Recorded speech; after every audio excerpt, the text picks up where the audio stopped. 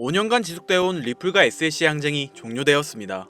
이 기쁜 소식에 수많은 투자자들은 환호하고 있으며 리플에게 투자한 기관 투자자들의 ETF 신청 건수가 10건이 접수되었다고 하는데요.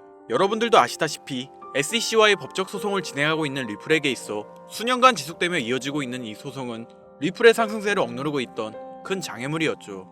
그러나 3월 19일 밤 리플랩스의 CEO 갈링하우스는 트위터를 통해 SEC가 항소를 철회할 것이라는 소식을 알렸습니다.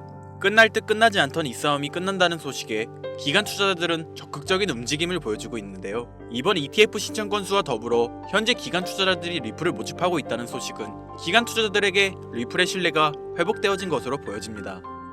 리플의 소송이 종료되고 ETF가 상장되어 거대 기관들의 신규 자금 유입 경로가 생성되어진다면 리플은 단기간 내 급격한 폭등을 보여줄 것으로 예상되는데요. 그렇다면 리플이 앞으로 어디까지 상승할 수 있을지 함께 알아가 보겠습니다. 최근까지 리플은 비트코인의 하락과 함께 약세 모멘텀을 보이며 큰 하락세를 보여주고 있었죠. 이는 인플레이션의 상승과 함께 도널드 트럼프의 관세 전쟁으로 인한 투자자들의 투자 심리가 위축되었기 때문인데요. 실제 공포 탐욕 지수 CNN 지표를 확인해보면 그 수치가 매우 낮아 수많은 투자자들이 투자에 대한 저항이 강하고 강한 공포심을 느끼고 있다는 걸 확인할 수 있었습니다. 하지만 수많은 전문가들은 지금 암호화폐 시장에서 보여주는 하락세는 패닉셀로 인한 과매도가 이뤄지고 있는 것이고 오히려 단기간 내 급격한 폭동을 보여줄 것이라 평가하고 있습니다. 현재 온체인 데이터를 통해 고래들의 지갑을 확인해보면 소규모 개인 투자자들의 매도만 이루어지고 있었고 대량으로 리플을 보유하고 있는 고래들은 리플의 보유량을 늘려가는 모습을 확인할 수 있었습니다. 이는 고래들이 리플의 장기 강세를 예상하고 지속적인 저점 매수가 이루어졌던 것이었죠. 이뿐만 아니라 리플의 기술 지표를 분석해보면 20일 지평선과 50일 지평선이 골든크로스를 보여주고 있으며 대칭 삼각형 패턴의 추세선이 좁아지고 가격 움직임에 압축이 발생하며 점차 반등하는 모습을 보여주고 있는데요. 이번 SEC와의 소송 종결 소식과 더불어 미국 소비자 물가지수 상승률은 둔화되고 있고 트럼프의 관세 전쟁이 주는 영향은 시장의 불확실성, 즉 트럼프의 행보가 어떠한 영향력을 끼칠지 모르는 두려움에서 발생하는 것인데 리플의 CEO 갈링하우스와 트럼프는 개인적인 특별 면담을 진행하는 등 강력한 유대관계를 보여주고 있기 때문에 ETF 상장과 거대 기관들의 신규 자금 유입 그리고 도널드 트럼프의 정치적 지원 속에서 리플은 인플레이션의 둔화와 함께 꾸준한 상승장을 보여줄 준비가 되어 있음을 시사하고 있습니다. 그렇다면 현재 이러한 상승장의 예고 속에서 고래들의 대량 매집과 더불어 우리가 중요하게 생각해야 할 게 있는데요. 리플과 관련된 기관 세력들의 움직임을 잘 관찰해야 하는데 리플과 관련된 기업 중 현재 주가가 사상 최고치를 기록하고 있는 워렌 버핏의 이 기업이 있습니다. 버크셔 해서웨이라는 기업 많이 들어보셨죠? 버크셔 해서웨이는 세계적인 투자 지주 회사로 워렌 버핏의 회사로 매우 유명한 회사입니다.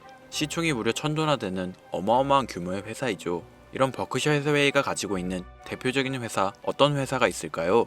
그 중 하나가 바로 아메리칸 익스프레스입니다. 아실 분들은 아시겠지만 아메리칸 익스프레스는 신용카드사와 은행업을 중심으로 한 미국에서 가장 큰 규모의 회사 중 하나이자 금융업의 대표주자이죠. 그리고 특징은 아메리칸 익스프레스는 워렌 버핏의 버크셔 해서웨이가 최대 주주로서 무려 20%가 넘는 지분을 보유하고 있죠. 쉽게 생각하면 워렌 버핏의 회사인 버크셔 해서웨이가 아메리칸 익스프레스를 소유하고 있다라고 생각하면 되겠죠. 또한 뱅가드 그룹이 6.3%, 블랙록이 6.1%를 보유하고 있는 전망이 좋은 기업이라는 겁니다. 이런 아메리칸 익스프레스는 리플의 핵심 파트너입니다.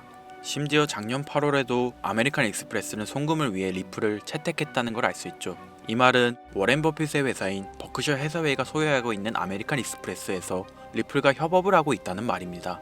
워렌 버핏과 리플이 밀접한 관계가 있다는 뜻 아닐까요? 리플은 기본적으로 스위프트 때문에 만들어진 코인이죠. 여기서 스위프트가 무엇이냐? 스위프트는 서로 다른 국가에서 무역을 할 때 사용되는 화폐가 다르기에 기준을 만들어서 국제 무역을 진행하는 것이 스위프트입니다. 하지만 여기서 발생하는 수수료가 무려 20%나 되죠. 즉 너무 비싼 금액이죠. 그래서 이런 문제를 해결하고자 만들어진 것이 바로 리플 코인이라는 겁니다. 또한 리플은 ODL 시스템을 가지고 있어 단 몇 초 만에 전 세계 어디든 바로 송금을 할 수 있는 기술력 또한 보유하고 있죠. 수수료와 속도, 이 두 가지를 모두 잡을 수 있다는 겁니다. 그런데 지금 이 기술력을 미국이 질투하고 있다는 거죠. 그럼 여기서 생각을 해볼게요. 전 세계 최대 강국이 어디죠? 네, 미국이죠. 미국은 우스갯소리로 미국과 나머지 전 세계들의 국가들이 전쟁을 펼쳐도 미국이 밀리지 않을 거라는 이야기가 있을 정도의 강대국입니다. 단적인 예로 미국의 2022년 국방비 순위를 보시면 미국의 국방비 금액이 2위인 국가부터 10위인 국가인 국방비를 합친 것보다 무려 23%나 많은 금액을 국방비로 쓰고 있다는 겁니다. 물론 이것만으로는 단순 군사력을 비교할 수는 없겠으나 이 정도로 엄청난 초강대국이라는 거죠. 이 이야기를 왜 하냐면 미국은 전 세계 패권을 쥐고 있는 강대국이라는 겁니다. 단순히 군사력뿐 아니라 경제력으로도 말이죠. 요즘 시대는 힘으로 찍어 누르는 시대보다 자본주의 세상이기에 경제 패권이 엄청나게 중요하다는 거예요. 지금 전 세계 공용화폐로 쓸 수 있는 유일한 화폐는 바로 달러입니다. 하지만 이제는 세상이 많이 바뀌었어요. 언제부턴가 현물화폐보다 편리하고 안전하며 유동성마저도 뛰어난 암호화폐가 탄생을 하고 말았죠. 이 암호화폐가 탄생을 하고 오랜 시간이 지나지 않아 달러의 패권이 달러의 입지가 조금씩 흔들리기 시작했고 지금은 수많은 암호화폐들이 달러의 자리를 위협하고 있는 상황입니다. 앞으로 암호화폐가 달러를 잡아먹게 된다면 미래의 미국은 전 세계의 경제 패권을 줄 수가 없게 되죠. 그래서 어떻게 하고 있죠? CBDC, 센트럴 뱅크 디지털 커런시, 즉 중앙은행 디지털 화폐. 미국에선 이 CBDC를 이용해서 달러를 디지털화시킬 계획을 가지고 나왔다는 거죠. 하지만 CBDC를 발행하기엔 오랜 시간이 필요하기에 그 시간 동안 달러의 패권이 흔들릴 것이고 그리 된다면 달러의 입지가 위험해지고 경제 패권을 더 이상 줄 수 없게 될지도 모른다는 거죠. 그래서 미국의 바이든 정부는 암호화폐를 규제하기 시작했습니다. 수년간 암호화폐를 규제하고 압박을 했죠.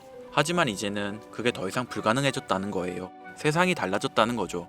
그리고 그걸 알고 있고 세상의 흐름을 읽고 있는 트럼프는 비트코인 컨퍼런스에서 암호화폐 대통령이 되겠다라며 자신있게 외쳤던 것이죠. 그리고 그가 당선된 이후 정말로 친암호화폐 정책을 펼쳐나가기 시작했죠. 이미 뛰어난 사업가였던 그가 이 흐름을 놓칠 이유가 전혀 없다는 겁니다. 자, 그렇다면 앞으로 리플의 행보 어떻게 될 것 같으신가요? 정확히 잘 모르시겠죠? 그래서 제가 그에 대한 답변으로 엄청난 자료를 찾아왔습니다.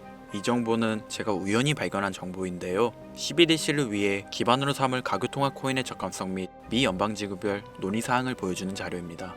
여기에 보시면 보스톤, 뉴욕, 필라델피아, 애틀랜타, 시카고 등등등 수많은 미국 지역들의 통합 예측 자료가 나오고 있죠. 여기에서 아래로 쭉 내려보면 크로스링키드, 즉 가교통화로서의 적합성을 보여주는 표가 있습니다. 대부분의 코인들이 부적합이라고 나와 있습니다. 하지만 여기 리플과 시바이누가 보류라고 표기되어 있는 걸 확인할 수 있었습니다.